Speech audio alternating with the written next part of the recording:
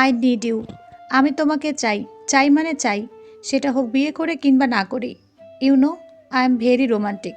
তুমি যদি বউ হতে চাও তাহলে সম্মানের সাথে যাবে। আর যদি বিয়ে না করেই।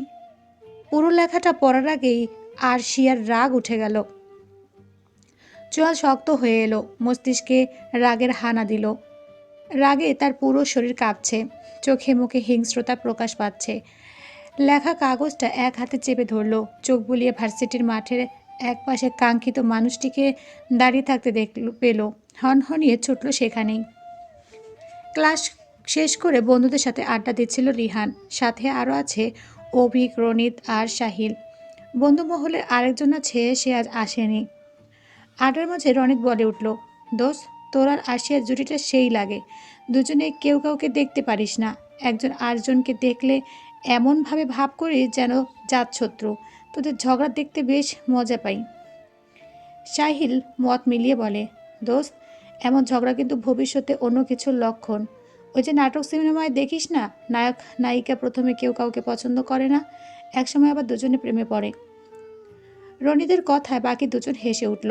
বিরক্তিতে নাক কুচকালো কেবল রিহান। তার মতে অশুভ মেয়েটার নাম নিতেই তার মন মেজাজ খারাপ হলো।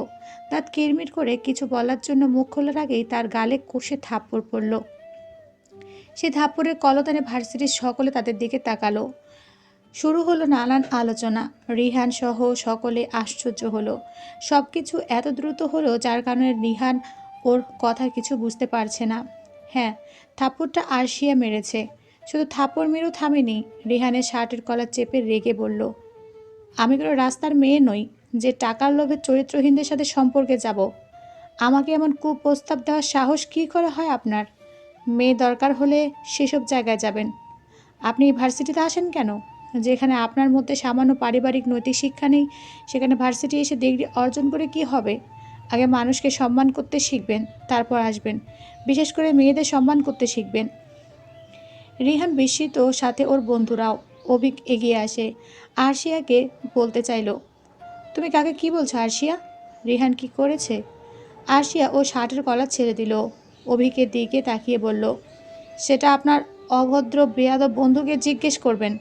কথাটা বলে আরশিয়া রেগে মেগে ভার্সিটি প্রাঙ্গণ থেকে চলে গেল, হয়তো বাসার উদ্দেশ্যে। যাওয়ার আগে লেখা চিরকুটটা তার হাতে দিয়ে গেছে। রিহান গালে হাত দিয়ে দাঁড়িয়ে আছে, রাগে তার শরীর মন দুটো জ্বলছে। এখনো বুঝতে পারছে না তার এ কি হলো এটা, সেখানে যেখানে সে কিছু করেওনি। অভিক, রনিত, সাহিল এসে রিহানের হাতের কাগজটা দেখতে চাইল। শাহিন কাগজটা তুলল। রিহান রেগে জোরে বলল, ওই মেয়ের সাথে এবার যা হবে খুব খারাপ হবে। সাহিল কাগজের লেখাটা পড়ে অবাক হলো। রিহানকে বলল, মেয়েটার দোষ নেই, দেখ এটা।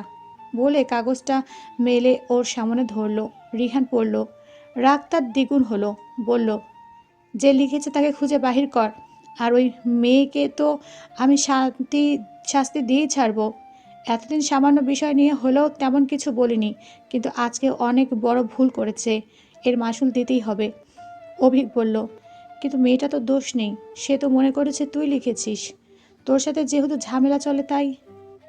রিহান কথা শেষ করতে দিল না, অভিকের উপর ক্ষেপে বলল, আমি লিখেছি মানে? আমার মাইন্ড এতটা খারাপ?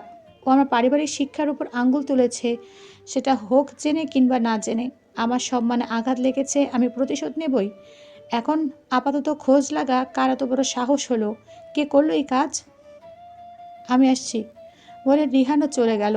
রোহিত বলল, হয়ে গেল, এই মেয়ের নিশ্চিত এবার খবর আর খারাপ আছে। সাহিল কাগজটা দেখে বলল, কেউ কম নাকি? দুজনেই সেম। টক্কর বেশ জমবে, তবে এই কাজ করলো কে? সেটা তো আমিও বুঝতে পারছি না। হঠাৎ অভিকের চোখে কিছু পড়ল। বলল, এমন কেউ করেছে যে আরশিয়া এবং রিহানের ঝামেলা বাড়াতে চায়। ভার্সিটি সেই প্রথম দিন শুরু হয়েছিল ওদের প্রথম ঝামেলা। রিহান অনার্স তৃতীয় বর্ষের ছাত্র, আর সে তখন অনার্স প্রথম বর্ষের নতুন ভর্তি হয়েছে। ভার্সিটির ক্লাস সে 1 মাস আগে শুরু হলেও সে আসতে পারেনি অসুস্থতার জন্য। 1 মাস পর প্রথম পা দেয় স্বপ্নের রাজশাহী বিশ্ববিদ্যালয়ে। মনে ছিল প্রথম ভার্সিটিতে আসার আনন্দ, মুখে ছিল হাসি, আর পাশে ছিল তার প্রিয় বেস্টি অর্থী। ভাগ্যের জোরে কীভাবে যেন দুজনে এক ভার্সিটিতে চান্স পায়, যদিও তাদের ডিপার্টমেন্ট আলাদা। আর সে সাবজেক্ট পলিটিক্যাল সায়েন্স আর অর্তির ইকোনমিক্স। সেদিন আনন্দের সহিত ভার্সিটিতে পা দিলেও সেই আনন্দ বেশিক্ষণ থাকে না। ভার্সিটির গেট পেরিয়ে যেতেই হুট করে একদল ছেলে সামনে এসে দাঁড়ায়। আরশিয়া আর অর্তি থমকে দাঁড়ায়।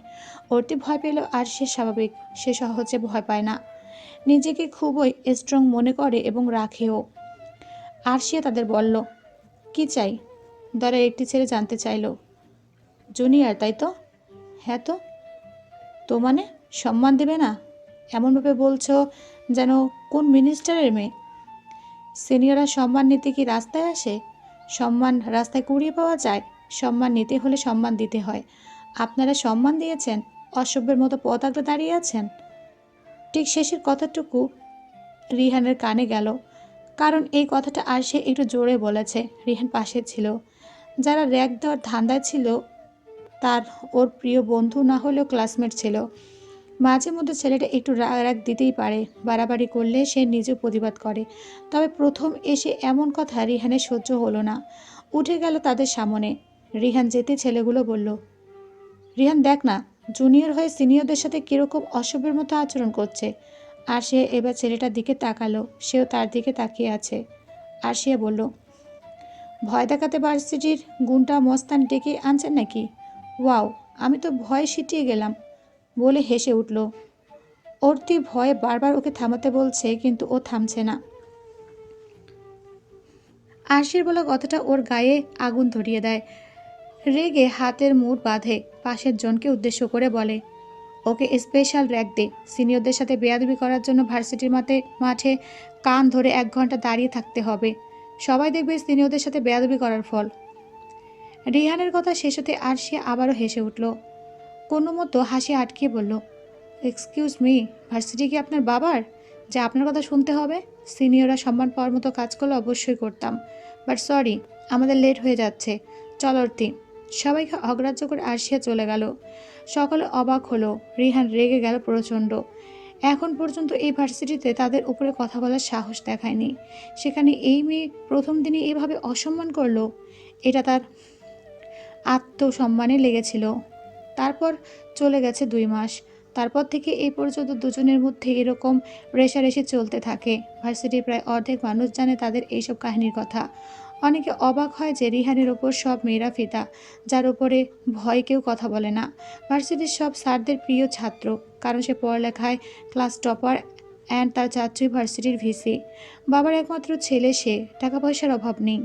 অ্যাটিটিউড আর আভিজাত্য নিয়ে চলে, তবে অন্যকে অসম্মান করে না।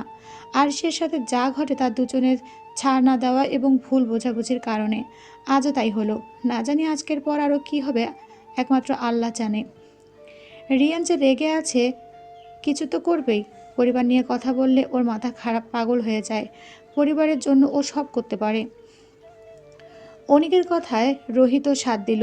সাহিল বলল, ব্যাপারটা ম্যানেজ করার চেষ্টা করতে হবে, কাল যা হবে দেখা যাবে। আজ বাসা চল। এই রিহান না থাকলে আড্ডাও কেমন ফিকে লাগে। আরশিয়া ভার্সিটিতে থেকে বেরিয়ে সোজা বাসায় গেছে। আজ অর্থির সাথে ছিল না। বাসায় গিয়ে সোফায় বসে পড়ল। রাগ তার এখনও কমেনি। সম্মান মেয়েদের কাছে অনেক দামি, সেখানে এমন প্রস্তাব দিলে যে কেউ রেগে যাবে। কিছু মেয়ে আছে রাজি হতেও পারে, তাদের অবশ্য মেয়েদের কাতারে ধরা যায় না। যারা নিজের সম্মান বিসর্জন দেওয়াকে আনন্দ ফুর্তি মনে করে তারা হচ্ছে না। আর ভাবতে পারছে না, রাগ লাগছে ভীষণ। আরশির মা সঞ্জনা চৌধুরীর ওপর থেকে নামলেন। মেয়েকে দেখে জিজ্ঞেস করলেন, কি হয়েছে, গরম লাগছে? শরবত করে দেব? এই রহিমা, 1 গ্লাস শরবত করে দে তো। রহিমা হলো তাদের বাসার কাজের মহিলা। আরশিয়া বসা থেকে উঠে পড়ল, বলল, গরম আমার শরীরে নয়, মেজাজে লাগছে। সঞ্জনা চৌধুরী চিন্তিত হলেন, আবার জিজ্ঞেস করলেন, কি হয়েছে বলবি তো? আর সে এবার মায়ের দিকে তাকালো, মাকে জড়িয়ে ধরে বলল, তেমন কিছু না, তোমার না শুনলেও চলবে। আব্বুকে কল করে বলে দিও অফিস থেকে যেন তাড়াতাড়ি আসে। সাঞ্জনা চৌধুরী মাথা নাড়িয়ে ঠিক আছে বলল। আর সে ততক্ষণে নিজের রুমে চলে গেল। সুবিশাল এই বাড়িতে থাকে তারা মাত্র 3টে মানুষ। আরশিয়ার বাবার আর কোনো ভাই বোন না থাকার কারণে তার দাদুর সব কিছু তারাই পেয়েছে। বড়লোক বাবার মেয়ে হলেও চলাফেরা সাধারণভাবে করে, দেখলে বোঝা মুশকিল সে কেমন পরিবারের মেয়ে। বন্ধ দরজায় অনবরত ধাক্কা দিয়ে যাচ্ছেন সাইমা বেগম, কিন্তু দরজা খোলার নাম নেই। এবার তিনি থামলেন, ছেলেকে শোনার জন্য জোরে বললেন, কি হয়েছে বলবি তো? দরজা বন্ধ করে থাকলে কি বুঝবো? তোর আব্বু অফিস থেকে এসে অপেক্ষা করছে। জানিস তো, বাড়ির সবাই একসাথে খেতে বসে। দীর্ঘক্ষণের অপেক্ষার অবসান ঘটিয়ে রিহান দরজা খুলে দিল। বলল, আমার কিছু হয়নি আম্মু, ভালো লাগছে না, তাই দরজা বন্ধ করে ঘুমিয়েছিলাম। আব্বুকে বলল আমি খাবো না। সাইমা বেগম ছেলের কথা এমনিতেই বিশ্বাস করলেও আজ বিশ্বাস হলো না। জিজ্ঞেস করলো, এতক্ষণ কেউ ঘুমায়? সেই বিকেল থেকে এসে দরজা বন্ধ করেছিস, এখন কয়টা বাজে? রাতে 11টা বাজছে। ও আম্মু, সত্যি ভালো লাগছে না, যাও তো, বলে রিহান দরজা লাগিয়ে দিল। রাজিয়া বেগম ছেলের কি হলো ভাবছে আর ফিরে আসছে। রাগে ক্ষোভে অপমানে সারা রাত ঘুম হলো না রিহানের। মূলত এই কারণে সে নিচে যায়নি, খায়নি। ওই মেয়েকে শাস্তি দিবে, তারপর ক্ষান্ত হবে। সেই মুহূর্তে কথা মনে পড়লেই রিহানের চোয়া শক্ত হয়ে আসছে। কারো দীর্ঘ রাত নির্ঘুম কাটলো, কেউ বা কিছুই না জেনে আরামের ঘুম দিল। ভোরের আলো ফোটার সাথে সাথেই শহর যেন নিদ্রা ভঙ্গ করে হঠাৎই দৌড়াতে শুরু করে। রাস্তায় গাড়ির হর্ন, বাসের গর্জন আর রিকশার ঘণ্টা মিলেমিশে এক অদ্ভুত কোলাহল তৈরি করে। ফুটপাথে হেঁটে যাচ্ছে তাড়াহুড়ো করা অফিসগামী মানুষ। কারো হাতে লাঞ্চ বক্স, কারো হাতে কফির কাপ। স্কুল বাসের হলুদ রং কুয়াশা ভেদ করে এগিয়ে যায়। ছোট্ট বাচ্চারা জানালা দিয়ে কৌতূহলী চোখে চারপাশ দেখে।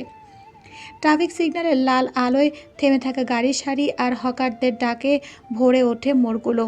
কোথাও ঠেলাগাড়ি থেকে ভাপ ওটা সিঙ্গারা পেঁয়াজও বিক্রি হচ্ছে, আবার কোথাও মুচি তার দিনের কাজ শুরু করেছে। কুয়াশা ধীরে ধীরে মিলিয়ে গেলে দেখা যায় উঁচু দালানগুলোর কাচের জানালায় সূর্যের প্রথম রশ্মি চকচক করছে। এই শহরের সকাল শান্ত নয়, এখানে প্রতিটি মুহূর্তে গতি, শব্দ আর তাড়াহুড়ো মিশে আছে। তবু এই ব্যস্ততার মাঝে লুকিয়ে আছে জীবনের ছন্দ। তবে চৌধুরী বাড়ি মানে আরশিয়াদের বাড়িটা একটু অন্যরকম, একদম কোলাহল মুক্ত। শহরে বাড়ি হলো এমন জায়গায় যেখানে আশেপাশে গাড়ির হর্ন কম শোনা যায়। সকাল হলে শান্ত পরিবেশ, শীতল হাওয়া অনুভব করা যায়। শুধু পাখির কিচিরমিচির শব্দ শুনতে পায় না। তবে বাসার মধ্যে দুটো পাখি আছে আরশিয়ার ভীষণ প্রিয়। বাড়িটার আশপাশ ভীষণ সুন্দর, একপাশে পাহাড়ি রঙের ফুল ফলের বাগান, ছাদেও আছে কিছু। আরশি ঘুম থেকে উঠে ফ্রেশ হয়ে নিচে নামে। সাধারণত সে ভোরবেলা উঠে পড়াশোনা করে, তবে আজকে অলসতা একটু বেশি ছিল বলে ওঠা হয়নি। আরশিয়ার ক্লাস আছে 8টা 20-এ, এখন বাজে 7টা 55। যেতে তার 15 মিনিট লাগবে, খেতে লাগবে 5 মিনিট। সিঁড়ি বেয়ে নামছে আর বলছে, আম্মু তাড়াতাড়ি খেতে দাও, একদম সময় নেই, 5 মিনিট খেতে হবে। সানজানা চৌধুরী মেয়ের তাড়াহুড়ো দেখে বললেন, আগে নেমে এসো, বসো দিচ্ছি, এত তাড়াহুড়ো করলে চলে? আরশিয়া ততক্ষণে ডাইনিং টেবিলে এসে বসে পড়েছে। তার পাশের চেয়ারে বসা আশরাফ চৌধুরীর দিকে তাকিয়ে হেসে বলল, গুড মর্নিং আব্বু। আশরাফ চৌধুরী বলল, গুড মর্নিং মামুনি। এত তাড়াহুড়ো করছো কেন? ক্লাস আছে, তাহলে একটু আগে রেডি হতে। আসো, আমি তোমায় খাইয়ে দিই। আর সে বাড়তি ঝামেলা থেকে বাঁচল। সাঞ্জানা চৌধুরীর আনা খাবারটুকু স্বামীর পাতে তুলে দিলেন। তিনি মেয়েকে খাইয়ে দিচ্ছেন। কয়েকবার নিতেই ঘড়িতে দেখে 8টা বেজে গেছে। আরশিয়া চেয়ার থেকে উঠে পড়ল, মুখ ভর্তি খাবার নিয়ে কোনো মতে বলল, আর খাবো না আব্বু, সময় শেষ, আমার যেতে হবে। কথাটুকু শেষ করে না করতেই ততক্ষণে দরজা পেরিয়ে গেছে। আশরাফ চৌধুরী পেছন থেকে বলল, পড়ে যাবে তো, ধীরে যাও। সে কথা আরশিয়ার কান অবধি পৌঁছালো না। ড্রাইভার গাড়ি নিয়ে রেডি ছিল, ও শুধু উঠে পড়ল। এমনি দিন রিকশায় যায়, কিন্তু আজ লেট হয়ে গেছে। রিকশায় উঠানামা করতে যেতে আরও লেট হয়ে যাবে। ভার্সিটির খানিকটা দূরে গাড়ি থামলাতে বলল। আরশিয়া নেমে পড়ে। 1 মিনিট রাস্তা হেঁটে যাবে। রাস্তা পেরিয়ে ভার্সিটিতে পা রাখতে অর্তি দৌড়ে আসে। আরশিয়া জিজ্ঞেস করে, কী রে, দৌড়াচ্ছিস কেন? অর্তি হাঁপাতে বলল, দোস্ত, তুই যে কালকে বললি রিহান ভাইয়া তোকে কুপ্রস্তাব দিয়ে চিটকুট লিখেছে, এজন্য তুই থাপ্পড় মেরেছিস, সেসব নিয়ে সমালোচনা চলছে পুরো ভার্সিটি। আরশিয়ার রাগ বাড়ল। পুরো কথা না শুনে বলল, ভাগ্য ভালো প্রিন্সিপালের কাছে নালিশ করিনি, আগে পুরো কথাটা শোন। আরশিয়া চুপ করলো। অর্তি বলল, তুই বিরাট বড় ভুল করেছিস। কালকে চিরকুটে রিহান ভাইয়ার নাম লেখা থাকলেও তিনি লেখেননি। লেখাটা রিহান ভাইয়ার নাম করে তোকে ফাড়িয়ে দিয়েছে। জানিস তো মেয়েটা কেমন, একদম অসভ্য অশ্লীল ভঙ্গি চলাফেরা। সে তোর আর রিহান ভাইয়ার মধ্যে আরও সাপে নেউলে করার জন্য এরকম করেছে। একটু আগে সবার সামনে ফাড়িয়ে স্বীকার করেছে রিহান ভাইয়া প্রচণ্ড রেগে আছে তোর ওপর। আর সে অবাক হলো, সে ভুল করেছে আসলেই? না জেনে কত কথা বলে ফেলেছে, তার আগে যাচাই করা উচিত ছিল। কিন্তু ওই মুহূর্তে অমর প্রস্তাব দেখে রেগে হিতাহিত জ্ঞান হারিয়ে কত কি বলেছি। এর মধ্যে অর্থী আবার বলল, দোস্ত, রিহান ভাইয়ের কাছে ক্ষমা চেয়ে নিস। যদিও রেগে আছে অনেক। তুই তাকে বললি বল, তার পরিবারকে বলতে গেলি কেন? শুনেছি ওনার বাবা ভীষণ ভালো মানুষ। আরশির অনুশোচনা হলো, জানতে চাইল উনি কোথায়। একটু আগে ভার্সিটির গেট দিয়ে বেরিয়ে গেছে দেখলাম, শুধু ওনার বন্ধুরা আছে। ক্লাস শেষে আরশি আশেপাশে রিহানকে খুঁজলো, কিন্তু কোথাও দেখতে পেল না। ভার্সিটির মাঠে এক কোণে তার বন্ধুরা দাঁড়িয়ে থাকতে দেখতে পেল। আরশি আর অর্থী সেখানে গেল। অভিক, রোহিত, সাহিল আর ইস্তিয়াক কথা বলছিল। অভিকের নজর যেতে সবাইকে উদ্দেশ্য করে বলল, পেছনে দেখ, আরশি আসছে। সবাই তাকালো, তার মধ্যে ওরা দুজনে এসে দাঁড়িয়েছে। আরশি সবাইকে উদ্দেশ্য করে জানতে চাইল, আপনাদের বন্ধু কোথায়? রনিত উত্তর দিল, তাকে তোমার কি দরকার? অর্থী বলল, দরকার আছে বলুন না। রনিত তাকালো মেয়েটার দিকে। মেয়েটাকে দেখলে আজকাল ভালো লাগে, তবে প্রকাশ না করে আহানের ভয়ে। শত্রুর বান্ধবীকে পছন্দ শুনলে রাগ করবে নিশ্চিত। রিহান কোথায় গেছে আমরা জানি না, আমাদের বলে জানি, তবে তোমার ওপর ক্ষেপে আছে। তুমি কালকে না জেনে অতিরিক্ত বলে ফেলেছ। একজন ছেলে হোক কিংবা মেয়ে, তার কাছে তার পরিবার অনেক বড়। তার সামনে পরিবার, বাবা মা তুলে কথা বললে কারোরই সহ্য হবে না, স্বাভাবিক। আর সে চুপচাপ শুনল, পেছন ফিরে অর্থির হাত ধরে চলল গেটের দিকে। আজ নাগাল পায়নি, কাল এসে বলবে, এইসব ভেবে আরশি আনমনে অটোওয়ালাকে বলল, যাবেন মামা? হ্যাঁ। তিনি হ্যাঁ বলতেই উঠে পড়ল। অর্থির বাসার রাস্তা উল্টো, সে চলে গেছে অন্য পথে। আরশিয়া বসে আছে, আশেপাশে কে আছে খেয়াল করেনি। হঠাৎ মুখ চেপে ধরতে আরশিয়া চমকে উঠল। মুখ থেকে হাত সরানোর চেষ্টা করলো, কিন্তু পারল না। ক্লোরোফিলের গন্ধে অজ্ঞান হয়ে শরীর নিস্তেজ হয়ে পড়ছে। চোখ বন্ধ হওয়ার আগে অস্ফুটভাবে পরিচিত মুখটা দেখতে পেল। পুরোপুরি জ্ঞান হারাতে লুটিয়ে পড়ল কারো প্রশস্ত বুকে। দুপুর গড়িয়ে সন্ধ্যা নেমেছে। ধরণীতে সূর্যের আলো লুকিয়ে অন্ধকারের সাথে সন্ধি করেছে। শহরের রাস্তা অলিগলি ব্যস্ততায় ছেয়ে গেছে। অফিসগামী মানুষ ক্লান্তি নিয়ে ছুটছে বাসার পথে, শান্তি খোঁজে। পরিবারের দেখা পেলে সবার মুখের দিকে তাকালে ক্লান্তি সরে শান্তি লাগে। আশরাফ চৌধুরী সবাই বাসায় ফিরেছে। সানজানা চৌধুরী চিন্তিত হয়ে বসে আছেন। স্বামীকে দেখে রেগে গেলেন, বললেন, এতক্ষণ আসার সময় হলো, কতক্ষণ থেকে ফোন দিচ্ছি, ধরছেন না? আশরাফ চৌধুরী হাতের ব্যাগটা রাখলো, স্বাভাবিকভাবে জানতে চাইল, ফোন তো সাইলেন্ট ছিল, দেখতে পাইনি। কেন, কিছু হয়েছে? রেগে আছো কেন? সানজানা চৌধুরী মলিন কণ্ঠে বলল, আর সে এখনো বাসায় ফেরেনি। কি বলছো? আসেনি মানে কই গেছে? অর্থী কিংবা কোনো বন্ধুর বাসায় গেছে নাকি ফোন দিয়ে শোনো? সব জায়গায় ফোন দিয়ে শোনা শেষ। তুমি মিটিংয়ে ছিলে বলে আর বলিনি। আশরাফ চৌধুরীর চিন্তা বাড়ল। মেয়ে কই গেল, এই চিন্তায় অস্থির হলো। আদরের একমাত্র মেয়ে, কখনো কোথাও না বলে যায় না, গেলেও ফোন করে বলে। তবে আজ কি হলো? না বলে বসে থাকলে চলবে না। সানজানা, আমি বেরোচ্ছি, তুমি ফোনে ট্রাই করো। চারপাশে গাঢ় অন্ধকার, কোথাও আলো নেই, শুধু মাথার ওপর দেয়ালের কোনো ফাঁক দিয়ে টোকা এক ফোঁটা চাঁদের আলো কষ্টে সৃষ্টি মেঝেতে পড়ছে। ঠান্ডার স্যাঁতস্যাঁতে গন্ধে নাকে অস্বস্তি লাগছে। ধীরে ধীরে চোখ খুলতে আরশিয়া প্রথমে বুঝতে পারল না সে কোথায় আছে। মাথা ভারী লাগছে, কিছু মনে পড়ছে না।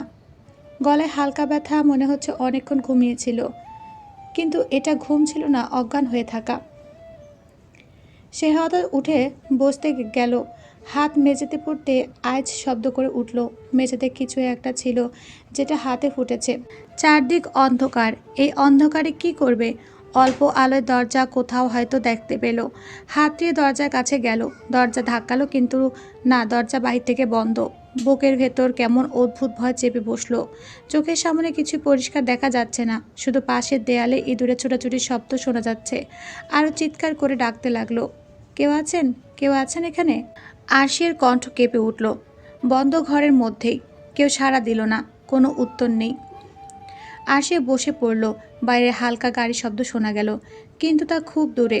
মনে হচ্ছে জায়গাটা শহরের জনবসতি থেকে একটু আলাদা। রাত নেমেছে বুঝতে পারছে, কিন্তু কয়টা বাজে সেটা জানা নেই। আব্বু আম্মু নিশ্চয় মাথায় চিন্তায় অস্থির হয়ে যাচ্ছে। মাথায় দ্রুত গতিতে একটার পর একটা প্রশ্ন ঘুরছে। কে এনেছে তাকে এখানে? কেন? কী উদ্দেশ্যে? আমার কার সাথে শত্রুতা আছে? ঠিক তখনই ভারী লোহার দরজাটা কর্কশ শব্দ করে খুলল। দরজার বাইরে পায়ের শব্দ দৃঢ় ভারী। কয়েক সেকেন্ডের মধ্যে মৃদু আলো ভেসে উঠল এক পরিচিত চেহারা। সাদা শার্ট, কালো জিন্স, ঠোঁটে হালকা কৌতুক মিশ্রিত হাসি। সে আর কেউ নয়, রিহান মির্জা।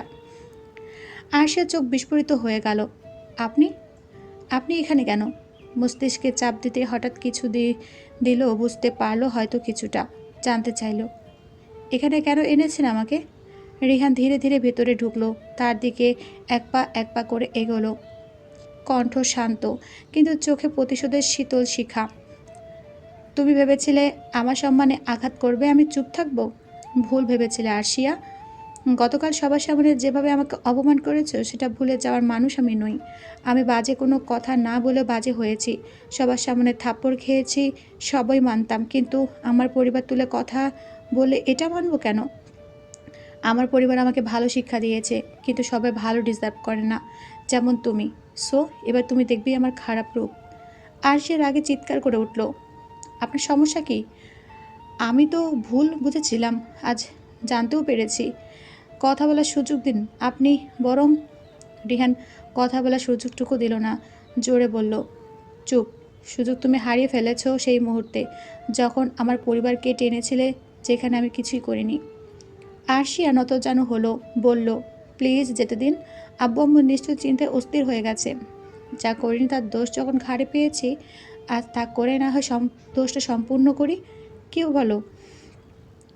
আরশিয়া ভয় পেল, গলা শুকিয়ে এলো, আশেপাশে তাকালো। রিহান এগুচ্ছে, আরশিয়া ভয় তত পিছিয়ে যাচ্ছে। অন্ধকার রুমে এখন হালকা আলো আছে। পিছিয়ে যেতে যেতে একসময় দেয়ালের সাথে পিঠ ঠেকে যায় আরশিয়ার। রিহান অনেকটা নিকটে গেল, দুজনের চোখ সরাসরি হয়েছে। আরশিয়া ঘন ঘন ভয়ত নিঃশ্বাস বাড়ি খাচ্ছে রিহানের মুখশ্রীতে। বুকের মধ্যে দুপুকানি টের পাচ্ছে একজন আরেকজনের। আরশিয়ার গা শিউরে উঠল। রিহান তাকিয়ে রইল, তার মুখোমুখি দাঁড়িয়ে চোখে চোখ রেখে বলল, আই নিড ইউ। তোমাকে আমার চাই। চাই মানে চাই। তুমি যদি বউ হয়ে কাছে আসতে চাও তবে এসো, না হয় বিয়ে ছাড়াই। একটু থেমে আবার বলল, লেটস স্টার্ট। আমি চরিত্রহীন তার প্রমাণ দিই। চরিত্রহীনরা কিন্তু সব করতে পারে। রিহানের কথা শুনে আরশিয়া ভড়কে গেল। কি বুঝতে পারছে না, তখন হালকা আলোয় দেয়ালে লাঠির মতো কিছু একটা রাখা ছিল দেখেছিল। এক হাত বাড়িয়ে খুঁজছে, হঠাৎ হাতের নাগালে কাঙ্ক্ষিত জিনিসটা পেল। আরেক হাতে রিহানকে ধাক্কা দিয়ে কিছু সরিয়ে দিয়েই দু হাতে শক্ত করে লাঠিটা ধরে মাথায় মারার জন্য তুলতেই রিহান ধরে ফেলে। লাঠিটা ফেলে দিল, আরশিয়ার হাতটা মুচড়ে পিছনে নিয়ে যায়। আরশিয়ার পিঠ ঠেকল রিহানের বুকে। আরশিয়া ভড়কে গেল। অযাচিত পুরুষের এত কাছাকাছি হৃদয় মাঝারি উতাল সমুদ্রের মতো ঢেউ তুলল। রিহান কিরমিরিয়ে বলল, এত চালাকি ভালো না। এখন বলো কোনটা করবে, বিয়ে নাকি? না থাক, তোমার মতো মেয়েকে বিয়ে করে লাভ কি? বিয়ে ছাড়াই তো। কথাটা আর শেষ করল না। আরশিয়াকে ঘুরিয়ে সামনাসামনি করলো। সাহসী মেয়েটাও এই নির্জন জায়গায় এসে ভয় পাচ্ছে। ভয় কাঁপছে গোলাপি রঙের লিপস্টিক দেওয়া ঠোঁটজোড়া। ভয়ার্ত কণ্ঠে তেজ দিয়ে বলল, কোনোটাই না। আপনাকে বিয়ে করাচ্ছে, সারা জীবন বিয়ে না করে থাকবো তাও ভালো। তাহলে তাই হোক। রিহান ধীরে ধীরে দূরত্ব ঘোচাতে আরশিয়া তত ভয় পাচ্ছে। পেছনে যাওয়ার উপায় নেই, আবার সে দেওয়াল। পালানোর চিন্তা মাথায় আনতেই রিহান দুই পাশে হাত দিয়ে আটকে দেয়। খাঁচায় বন্দি পাখির মতো হয়ে যায়। আর সে তখন বলল, প্লিজ এমন কিছু করবেন না, আমি ভুল বুঝে বলেছি। রিহান রেগে গেল, কর্কট কণ্ঠে বলল, ভুল করলে শাস্তি পেতেই হবে। রিহান দূরত্ব ঘুচালো, নিকটে গিয়ে দু হাতে ঠোঁট চেপে ধরল। রিহান মুখখানা কাছে নিয়ে গেল। হারশিয়া চোখ বন্ধ করল ভয়ে। একটু পর সে জ্ঞান হারালো, লুটিয়ে পড়ল রিহানের বুকে। অন্যদিকে চৌধুরী বাড়িতে অস্থিরতার চরম। আশরাফ চৌধুরী ড্রাইভার সহ গাড়ি নিয়ে শহরে প্রতিটি জায়গা খুঁজছে। অর্তির বাসা, বিশ্ববিদ্যালয় এলাকা, এমনকি কাছের সব বন্ধুরা, কোনো খোঁজ নেই, ফোন বন্ধ। সানজানা চৌধুরী ঘরে পায়চারি করছেন, বারবার ফোন করছেন, কান্না চেপে স্বামীর সাথে কথা বলছেন। ও কোথায় গেল? কোন বিপদে পড়লো না তো? শেষে উপায় না পেয়ে চলল পুলিশ স্টেশন। তারা লিখিত অভিযোগ নিল, কিন্তু 24 ঘন্টা না গেলে কোনো স্টেপ নিতে পারবে না। আশরাফ চৌধুরী পুলিশ স্টেশন থেকে বেরিয়ে সোজা বাসায় আসলো। ঘড়িতে বাজে রাত 2টো। সানজানা বেগম মেয়ের খোঁজ না পেয়ে কেঁদে কেঁদে অজ্ঞান হয়ে পড়েছে। অর্থি চিন্তায় অস্থির, সারা ঘর জুড়ে পায়চারি করছে। আরশিয়ার মা তখন জানালো আরশিয়া বাড়ি ফেরেনি, তখন থেকে তার সন্দেহ হলো আরশিয়া নিখোঁজের পেছনে রিহান ভাইয়ার হাত নেই তো। সে তো বলেছিল শাস্তি দিবে, হতেও পারে শাস্তি দিতে তিনি কিছু একটা করেছে, কিন্তু শিওর না হওয়াতে কাউকে বলতে পারছে না। হঠাৎ মাথায় একজনের নাম আসলো। ফেসবুক ঘেটে একজনের আইডি খুঁজলো, কিন্তু পেল না। তারপর মনে পড়লো রিহান ভাইয়ার সাথে তার অ্যাড আছে নিশ্চয়ই, তার পোস্টের কমেন্ট বক্স চেক করলেই পাবো। মন যা বলে কখনো কখনো তা আসলেই ঘটে। অর্তি কাঙ্ক্ষিত আইডিটি পেল, তড়িঘড়ি ফ্রেন্ড রিকোয়েস্ট পাঠিয়ে সাথে মেসেজও দিল। সেকেন্ডের মধ্যে উত্তর এলো। অর্তি অবাক হলো, সে কি তার মেসেজের অপেক্ষা ছিল নাকি? অর্তি আর মেসেজ না করে সোজা কল দিল। সেকেন্ডের মধ্যে কলও রিসিভ হলো। আসসালামু আলাইকুম ভাইয়া। মিহি কণ্ঠ শুনে রনিত থমকে রইল কিছু সময়। প্রিয় মানুষের অনাকাঙ্ক্ষিত কণ্ঠ যে হৃদয় মাঝারে শীতল ঝড় তোলে, সেই ঝড়ে ভালোবাসা আশ্রে পড়ে মনের মাঝে। অর্তির জবাব না পেয়ে আবারও বলল, ভাইয়া আপনার সাথে কিছু দরকারি কথা ছিল। রনিত বিরক্ত হলো, বলল, ভাইয়া ভাইয়া করে মুড নষ্ট করে দিও না। এমন মুহূর্তে কেউ ভাইয়া বলে ফিলিংসে 12টা বাজায়? অর্তি বোকা বনে গেল, কি বলছে কিছু বুঝতে পারছে না। কি বললেন? রনিতের হুঁশ আসলো, সে ভুলভাল বলে ফেলেছে। কথা কাটাতে বলল, কিছু না। তুমি কি বলতে চাইলে? কি দরকারি কথা সেটা বলো। রিহান ভাইয়া কোথায় আপনি জানেন? কি আজব প্রশ্ন করছো? রিহান নিশ্চয়ই তার বাড়িতে থাকবে। অর্থী এবার সাহস নিয়ে আসল কথা বলল। আসলে ভাইয়া আরশিয়াকে খুঁজে পাওয়া যাচ্ছে না। ভার্সিটি থেকে আমরা বিকেলে বাইরে যাই, কিন্তু ও বাড়িতে যায়নি। ওকে ফোনে পাচ্ছে না কেউ। সব জায়গায় খোঁজ নেওয়া শেষ, কোথাও নেই। আরশিয়ার বাবা মা চিন্তায় অস্থির হয়ে গেছে। আমার কেন জানি মনে হচ্ছে এসবের পেছনে রিহান ভাইয়া হয়তো আছে। যদিও শিওর না, কিন্তু উনি বলেছিলেন প্রতিশোধ নেবেন, তাই। ওয়েট, তুমি বলতে চাইছো রিহান ওকে কোথাও নিয়ে গেছে? ওতে শিওর নয়, তাই দোটানায় পড়ে বলল, আমি তো শিওর বলতে পারছি না, তবে সন্দেহ হচ্ছে, তাই আপনাকে কল দিলাম, যদি একটু খোঁজ নিতেন। রনিত ও কিছু ভাবলো। রিহানের রাগ উঠলে মাথা গরম হয়ে যায়, যখন যা ইচ্ছে তাই করতে পারে। রোহিত অর্ধের কল কেটে রিহানের নাম্বারে কল দিল। রিং না হয়ে ভেসে আসলো এক মহিলার কণ্ঠ, দুঃখিত, এই মুহূর্তে সংযোগ দেওয়া সম্ভব হচ্ছে না। এতটুকু কথা যেন বিরক্ত লাগলো। কাজের সময় পাওয়া না গেলে রাগ ওঠে। রনিত এবার কল লাগালো বাকি 3 বন্ধুকে। তারা কিছু জানে না কি শুনতে, তবে তাদের সাথে কথা বলে জানতে পারে তারাও কেউ কিছু জানে না, তবে তাদেরও সন্দেহ রিহান হলেও হতে পারে। ডাইনিং টেবিলে খেতে বসেছে সকলে। তারেক মির্জা ওপর থেকে নিচে নামলেন। মুহূর্তে সবার কথা বলা বন্ধ হলো। ইভা নাবিলকে ইশারায় চুপ করতে বলল, বরাবর আসতে চুপ কর। তারেক মির্জা এসে বসলেন। তিনি খাবার টেবিলে কথা বলা পছন্দ করেন না। এ বাড়িতে সদস্য বলতে 2 ভাই, বউ আর 3টে ছেলে মেয়ে। তারেক মির্জার এক ছেলে রিহান, আর ছোট ভাই হামিদ মির্জার এক ছেলে এক মেয়ে ইভা আর নাবিল। নাবিল অনেকটা ভদ্র। ইভা এবার কলেজে পড়ে। তারেক মির্জার চোখ বুলিয়ে একজনের উপস্থিতি না পেয়ে স্ত্রীর উদ্দেশ্যে বললেন, তোমার ছেলে কোথায়?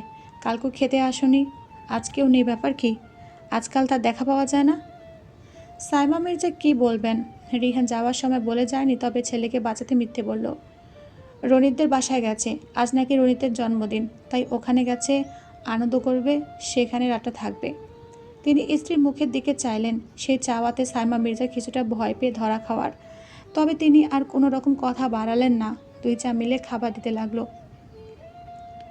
রাত পেরিয়ে ভোর হয়েছে। কারো নিদ্রাহীন রাত কাটলো, কারো কাটলো শান্তির ঘুম দিয়ে। কেউ চিন্তায় অস্থির, কেউ আতঙ্কে স্থির। চারদিকে সকালের আলো ফুটবে সবে, তখনই আরশিয়ার ঘুম ভেঙে গেল। আর মোড়া দিয়ে উঠতে কিছু অনুভব হলো। চোখ খুলে উপরে তাকিয়ে দেখে সে রিহানের খোলা বুকে শুয়ে আছে। গলাটা ব্যথা করছে, চুলগুলো এমন এলোমেলো লাগছে। আর সে ভয় পেল। কেবল মনে পড়ল রাতের অন্ধকারে রিহানের এগিয়ে আসা, তারপর মনে মনে ভাবতে লাগলো, খারাপ কিছু হয়নি তো? না না, এমন হলে আমি। আর ভাবতে পারল না। রিহানকে ধাক্কা দিয়ে উঠে পড়ল। রিহানের ঘুম ভেঙে গেল। চোখ খুলে আরশের অশ্রুসিক্ত চোখ দেখতে পেল। রিহান হেসে উঠল। আর সে গলা চেপে ধরল।